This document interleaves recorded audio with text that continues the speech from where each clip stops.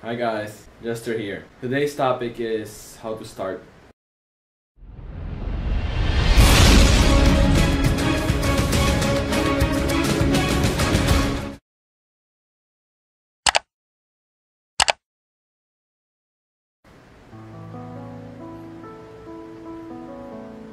Maraming mga tao, excited sila, lalo na pag join nila ng networking. Ang una nilang ginagawa is mag-invite. Invite nila lahat ng kakilala nila, kaibigan, kapamilya, kamag-anak, kapitbahay, ka-Facebook, ka-text, lahat ng K. Ang problema lang dito, pag yung bagong member, wala pa siyang knowledge about the business and then nag-invite na siya, tapos may konting tanong yung in-invite niya. For example, anong ingredients ng product mo? Saan galing yung mga ginamit na ingredients? Para saan yung product mo? Explain. Anong mga research na nagpapatunay na gumagana talaga yung vitamins na binibenta mo? Or paano ba to i-apply? So yun, mga simpleng bagay lang na basic knowledge na kung nag-attend ka lang sana ng basic training, malaman mo kung paano sagutin. Usually, ang nangyayari, pag bagong sali pa yung member tapos nag-invite ka agad, parang ganito. Hadaw! Hadaw! Hadaw! Bye-bye! Kasi, meron lang tinanong yung invite nila, tapos, hindi nila masagot, pero simple lang yung tanong, and then naisip nila, ay mahirap pala to, hindi pala to para sa akin. So ako, I highly recommend na kung bagong sali ka lang sa company nyo, you study the business for at least 1 week. Aralin mo yung products, aralin mo kung paano siya i-present, aralin mo konting company profile, and then konting marketing, para at least, kung mag-invite ka man, meron kang masagot kahit konti. The best way na gawin mo, kung di mo talaga mapigilan mag-invite pagkasali mo pa lang, is tawagin mo ang upline mo. Dahil siya ang advisor, siya na yung matagal sa business, so, pag may tanong yung prospect mo, masasagot talaga ng upline mo.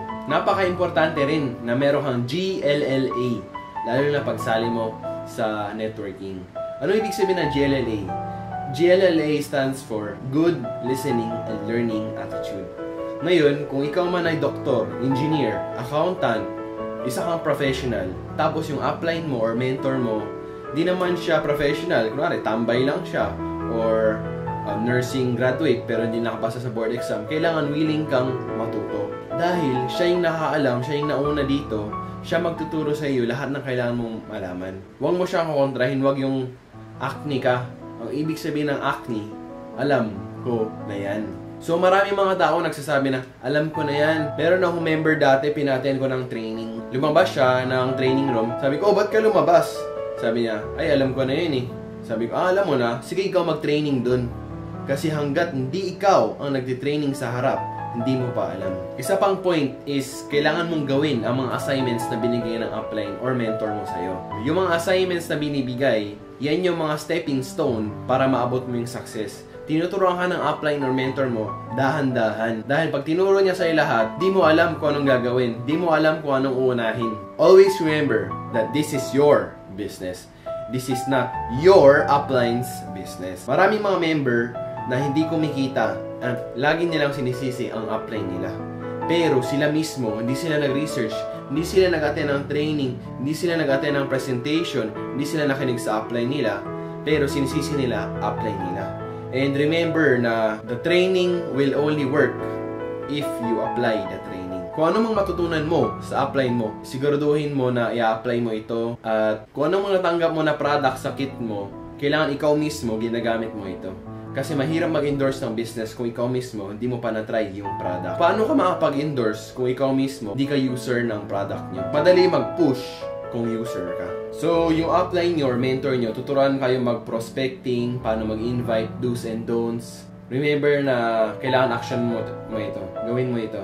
Dahil kung sinabi mo sa upline, oh, ginawa ko, pero ang totoo, hindi mo talaga ginawa. You're only cheating yourself. Pag bagong join ka pa lang, very basic lang ang kailangan mong gawin. Attend training, kinig sa upline, gawin ang assignment. Yun lang po, and next time ulit.